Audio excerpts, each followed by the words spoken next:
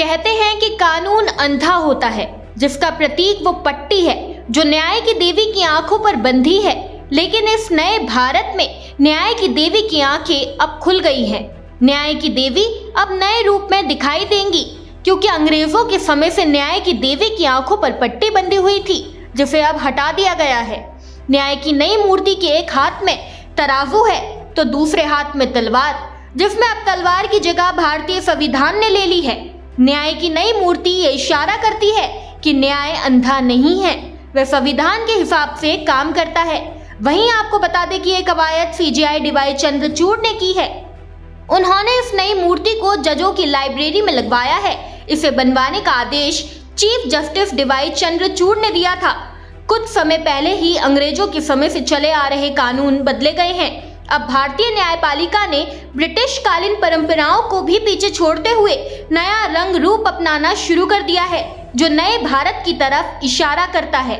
वहीं अगर हम न्याय की देवी की आंखों पर पट्टी क्यों बंधी होती है, इसके बारे में बात करें तो इसका जवाब भी काफी दिलचस्प है। ऐसा इसलिए है क्योंकि किसी को देखकर न्याय करना एक पक्ष में जाना हो सकता है। आंखों पर पट्टी बंधे होने का मतलब है कि न्याय की देवी हमेशा निष्पक्ष होकर न्याय करेगी। इस तरह जस्टिया की मूर्ति हमें याद दिलाती है कि सच्चा न्याय निष्पक्ष और बिना किसी भेदभाव के होना चाहिए। वहीं उनके हाथ में जो तलवार है वो ये बताती है कि दोषियों को दंडित करने की जो शक्ति है वो भी कानून के पास है।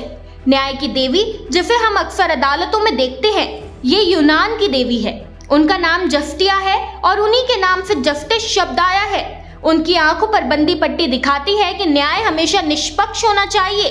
17वीं शताब्दी में अंग्रेज अधिकारी पहली बार इस न्याय की देवी को भारत लाए थे। ये अधिकारी कोर्ट के अधिकारी थे। 18वीं शताब्दी में ब्रिटिश राज के दौरान न्याय की देवी की मूर्ति का सार्वजनिक रूप से इस्तेमाल होने लगा। भारत की आजादी के बाद भी इस प्रतीक को हमने अपना लिया, लेकिन नए भारत में पुरानी मूर्ति में दिखाए गए अंधा कानून और सजा का प्रतीक आज के समय के हिसाब से सही नहीं था, इसलिए ये बदलाव किए गए हैं। वहीं न्याय की देवी की नई प्रतिमा में आंखें खुली हुई हैं और बाएं हाथ में संविधान है। खैर, इस खबर में बस इतना ही। ऐसे ही तमाम खबरों को जानने के लिए देखते रहिए भारत एक्सप्रेस।